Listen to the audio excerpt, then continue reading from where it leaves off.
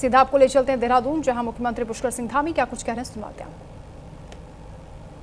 और साथ में अब टेक्नोलॉजी, साथ में इनोवेशन। मैं मुन्ना भाई साहब ऐसा बोल रहे थे तो उनसे प्रेरित होकर ये सब बोलने लगा।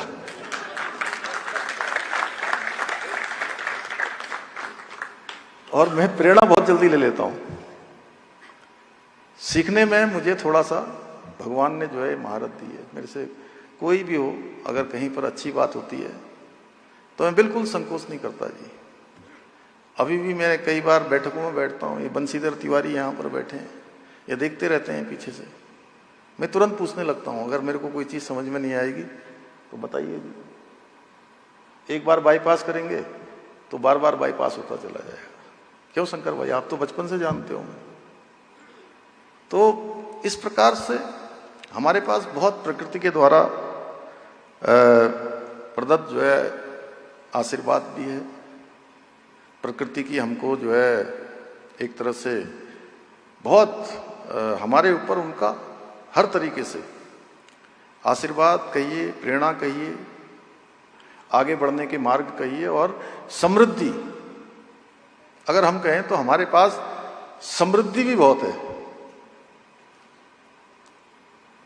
किसी के पास इतनी समृद्धि नहीं है। इतने बड़े हिम ग्लेशियर, इतना बड़ा वन संपदा, इतने बड़े देव स्थान, इतनी सारी सदा नीरा बहने वाली नदियां।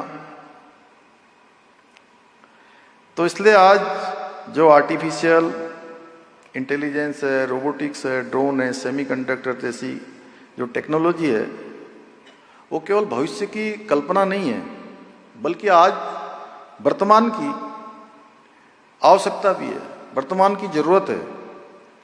और इनके माध्यम से हम अपने दूरस्थ जो हमारे पर्वतीय क्षेत्र हैं, उन क्षेत्रों तक अनेक प्रकार के काम कर सकते हैं। उसमें जिसमें डॉक्टर संजय काम कर रहे हैं, स्वास्थ्य सेवाओं को और अधिक हम सुलभ बना सकते हैं टेक्नोलॉजी का उपयोग करके।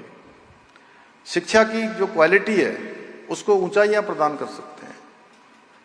सीमांत क्षेत्रों में रहने वाले, दूरस्थ क्षेत्रों में रहने वाले, उनको भी अच्छी शिक्षा हम दे सकते हैं।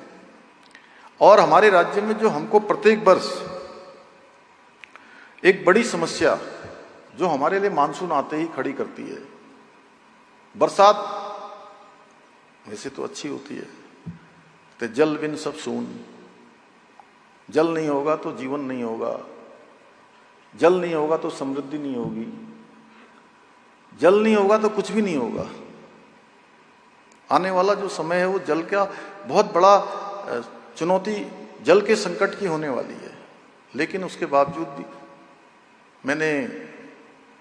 मैं आपको बताऊं कि पिछले वर्ष जब रात में धराली आपदा के बाद जब बारिश होती थी, बादल गड़गड़ाते थे, तो सच में मैं भगवान का स्मरण करता था। मैं सो भी रहा होता था, 12, 1, 2 बजे मैं उठ के भगवान का स्मरण करने लगता था। ओम त्र्यंबकम यजामहे सुगंधिम पुष्टिवर्धनम उर्वारुकमिव बंधना मृत्यो मोक्षी मामृता। भगवान हमारी रक्षा करना, हमारे राज्यवासियों की रक्षा करना। इतनी हमने आपदाओं का सामना किया। कितनी आपदा अगर पिछले वर्ष आप जाएंगे तो धराली से शुरू होकर आपदा रुकने का नाम ही नहीं ले रही थी। अंत में धारी मैया के दर्शन किए और उनसे प्रार्थना की कि अब बहुत हो गया, अब हमारी रक्षा करिए। कहाँ धराली की आपदा, श्याना चट्टी की आपदा, छेनागाड़ की आपदा, रुद्रप्रयाग में, वहाँ थराली की आपदा, चेपड़ों की आपदा, कुंतरी, दुर्मा, चमोली में, इधर जो है हमारा पौसारी की आपदा, पौड़ी में सैंजी गांव की आपदा, भरसार के क्षेत्र की आपदा, देहरादून के आसपास इतना आपदा ही आपदा हो गई। कहीं जल भराव हो रहा है, कहीं भूस्खलन हो रहा है, कहीं घर के घर जो है बह जा रहे हैं, जन हानि इतनी बड़ी संख्या में। तो ऐसे समय में ये जो टेक्नोलॉजी है जिसकी हम बात कर रहे हैं, इसको हम और अधिक क्विक रिस्पांस, हमारा जो टाइम है वो कम हो, आपदा की चेतावनी पहले से आ जाए, इसको और प्रभावी बना सकते हैं। कृषि का क्षेत्र है, पर्यटन का क्षेत्र है, इनमें हम सही नई संभावनाओं के द्वार खोल सकते हैं इसके माध्यम से। साथ ही सेमीकंडक्टर, रोबोटिक्स, उभरती हुई तकनीकों के क्षेत्र में नवाचार को बढ़ावा देकर युवाओं को रोजगार से, उद्यमिता से और स्टार्टअप के क्षेत्र में जो हमारे युवा नौजवान आज जिनके अंदर अच्छी योग्यताएं हैं, क्षमता है, प्रतिभा है, उनको आगे बढ़ने के और अवसर प्रदान कर सकते हैं। बहुत सारे हमारे बच्चे हैं जो अपनी 10th की पढ़ाई, 12th की पढ़ाई करने के बाद, ग्रेजुएशन करने के बाद वो भी अच्छा अपना काम करना चाहते हैं, लेकिन बहुत लोगों के पास उस प्रकार के साधन नहीं है, संसाधन नहीं है। ऐसे लोग साधनों और संसाधनों के अभाव में पीछे न रहें, इस ओर भी हमारा पूरी तरह से ध्यान है। ऐसे सभी लोगों को हम प्रोत्साहित करने का काम भी कर रहे हैं। और उत्तराखंड के जो युवा हैं, नौजवान हैं, मैं उनके बारे में कह सकता हूं कि बहुत संवेदनशील हैं, बहुत उनके अंदर संभावनाएं हैं, प्रतिभाएं हैं और परिश्रम करने वाले हैं, इनोवेशन करने वाले हैं। बस जरूरत है कि उनको अच्छी दिशा मिले।